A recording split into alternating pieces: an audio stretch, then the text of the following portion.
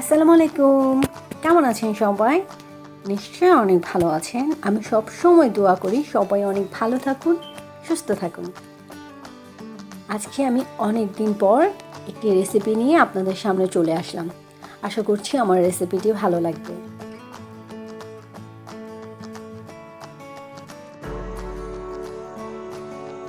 এটা খুবই সাধারণ একটি রেসিপি, বাট খেতে খুব ভালো লাগে। যারা সবজি পছন্দ করেন তাদের কাছে অনেক ভালো লাগবে। আমার খুবই পছন্দের রেসিপি। আমি বরবটি দিয়ে ইলিশ মাছ রান্না করে খেতে খুব পছন্দ করি, সাথে টমেটো দিই। তো আজকে আমি এই রেসিপিটি আপনাদের সঙ্গে শেয়ার করব। তো যদি ভালো লেগে থাকে একটি লাইক দিবেন, আর যারা আমার চ্যানেলটি সাবস্ক্রাইব করেননি চ্যানেলটি সাবস্ক্রাইব করে নেবেন। তো চলুন দেখে নিই কীভাবে রান্না করলাম, কী কী লাগছে রান্না করতে। ইলিশ মাছ, আমি মাছগুলোকে ভালো করে ধুয়ে লবণ হলুদ মাখিয়ে নিয়েছি। 250 গ্রামের মতো রয়েছে বরবটি, ধুয়ে টুকরো করে নিয়েছি। একটি বড় সাইজের আলুকে পাতলা করে কেটে নিয়েছি। আর নিয়েছি একটি বড় সাইজের টমেটো ও হাফ কাপ পেঁয়াজ কুচি।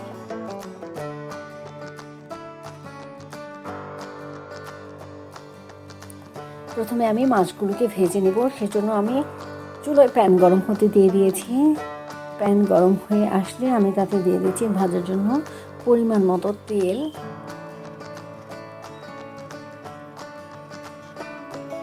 তেল গরম হয়ে এসেছে, চুলোর জালটা এখন মিডিয়ামে রেখে মাছগুলো দিয়ে দিলাম। চুলোর জালটা বাড়িয়ে দিলে দেখা যায় যে অনেক সময়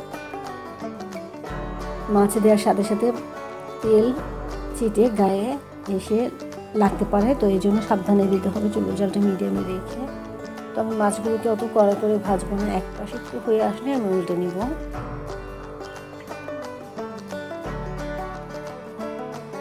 রান্না আমরা সবাই করতে জানি, এক একজনের রান্নার স্টাইল এক এক রকমের হয়ে থাকে, বাট খেতে খুবই মজা হয়, সবার রান্নাই ভালো হয়। তো আমি সবসময় চেষ্টা করি খুব সহজভাবে রান্না উপস্থাপন করতে। জানি না আপনাদের কাছে কেমন লাগে, তো ভালো মন্দ যেটাই লাগুক না কেন একটু কমেন্টস করে জানালে খুশি হব। আর যারা আমার চ্যানেলটিকে সাবস্ক্রাইব করেছেন তাদের কাছে আমি কৃতজ্ঞ। যারা করেননি তাদের কাছে রিকোয়েস্ট হলো চ্যানেলটি সাবস্ক্রাইব করে পাশে থাকা বেল বাটনে পুশ করে রাখবেন। যখন আমি নতুন কোনো রেসিপি আপলোড দিব নোটিফিকেশান আপনার মোবাইলে চলে যাবে। তো আমার মাছ ভাজা হয়ে গিয়েছে, আমি এখন উল্টে দিচ্ছি।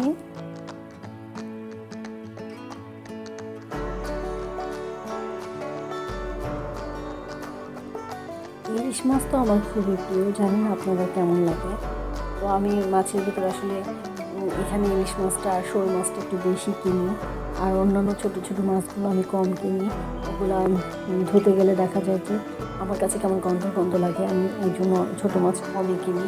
সাধারণত এখানে বলতে ইউরোপ কান্ট্রিতে যারা থাকে আসলে ফ্রোজেন মাছ খেতে হয়। তো ছোটো ছোটো মাছগুলো অনেক দিনের ফ্রোজেন থাকে, সব মাছে অনেক দিনের ফ্রোজেন করা থাকে, আমার কাছে ভালো লাগে না। আমি এখানে থেকে ইলিশ মাছ, শোল মাছ, বোয়াল মাছ এগুলো কিনি। এগুলো বড় বড় মাছগুলো অতটা গন্ধ হয় না, আর অনেক সময় দিয়ে ধুলে আমার কাছে ভালো লাগে।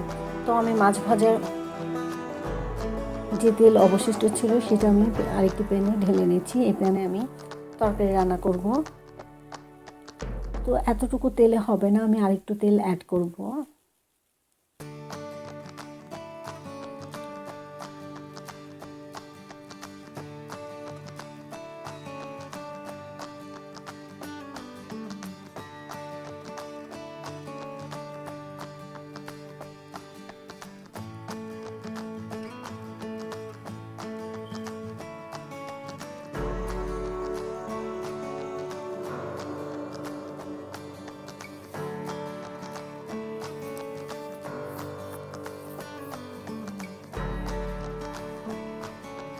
দেখতেই পাচ্ছেন তেল গরম হয়ে গিয়েছে, এখন আমি পেঁয়াজ কুচি দিয়ে দেব।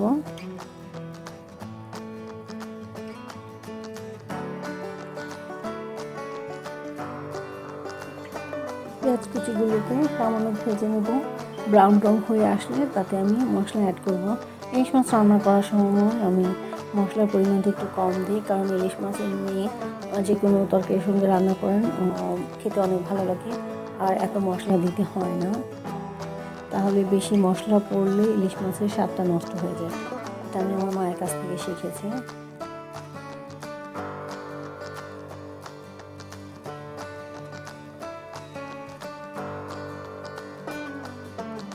দেখতে পাচ্ছেন পেঁয়াজের কালারটা চেঞ্জ হয়ে এসেছে।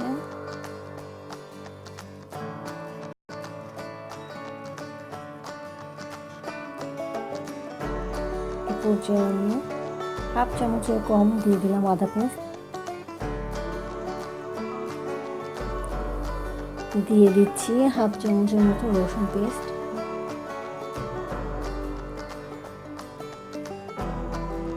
চুলের জালটা এখন আমি মিডিয়ামে রেখেছি।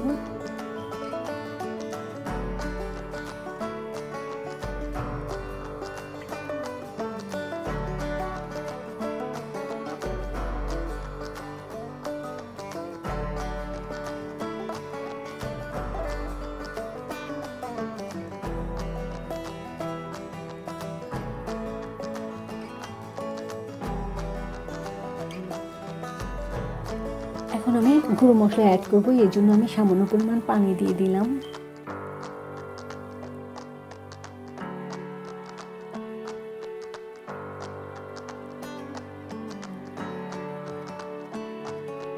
দিয়ে দিলাম হাফ চামচ হলুদের গুঁড়ো,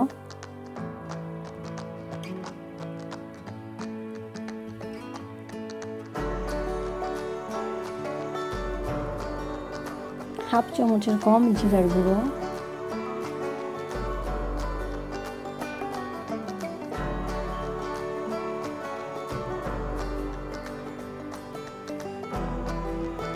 এক চা চামচ দিব মরিচের গুঁড়ো। আমি আবার ঝালের পরিমাণটা একটু বেশি খাই, এই জন্য আমি 1 চামচের একটু বেশি দিচ্ছি। আপনারা চাইলে আপনাদের স্বাদ অনুযায়ী ঝালের পরিমাণটা কম বেশি করে নিতে পারেন। আর গুঁড়ো মশলা দেওয়ার সময় মরিচের গুঁড়োটা একটু শেষে দিবেন, আমি যেভাবে দিয়েছি, তাহলে কালারটা সুন্দর আসে।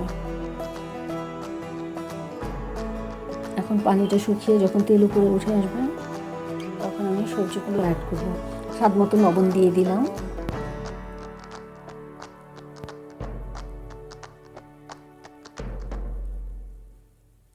দেখতে পাচ্ছেন তেল উঠে এসেছে।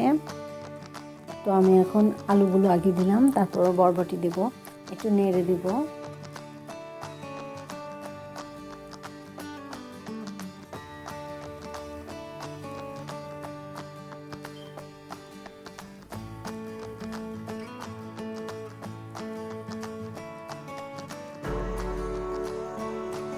এখন দিয়ে দিচ্ছি বরবটিগুলো।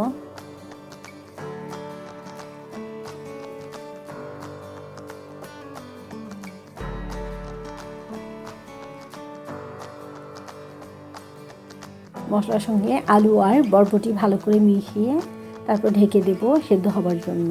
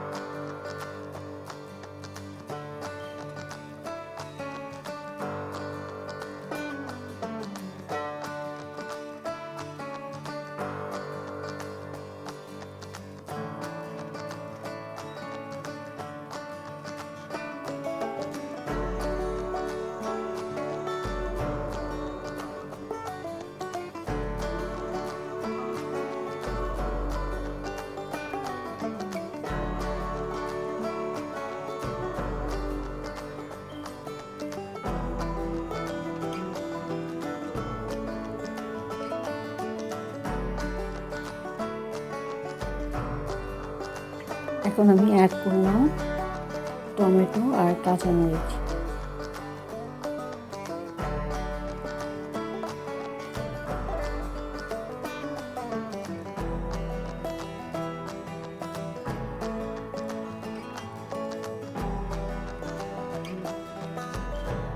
এখন আবারও ঢেকে কিছু সময়ের জন্য রেখে দিব।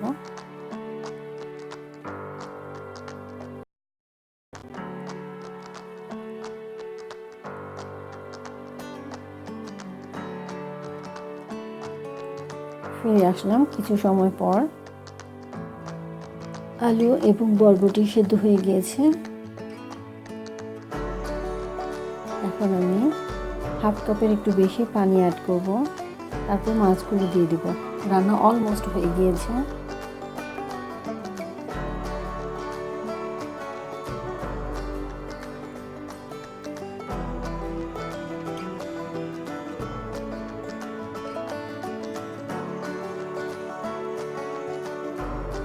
দেখতেই পাচ্ছেন আলু বরবটি সব সেদ্ধ হয়ে গিয়েছে।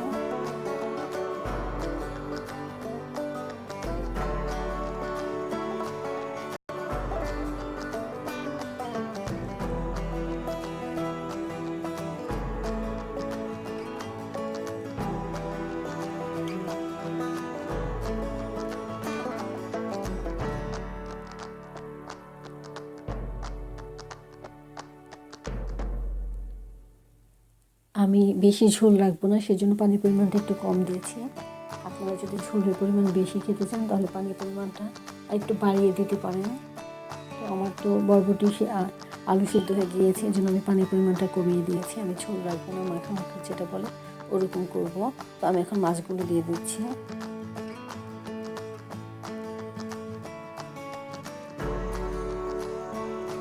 এখন আবারও আমি ঢেকে রান্না করব 3-4 মিনিট।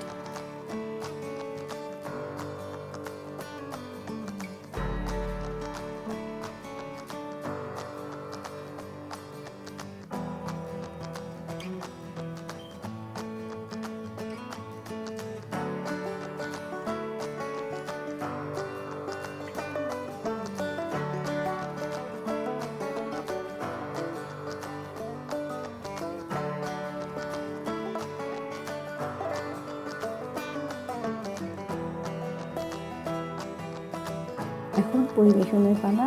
গরম ভাতের সঙ্গে এটা খুবই মজা লাগবে। আমি খেয়েছি, আমার কাছে খুবই ভালো লেগেছে।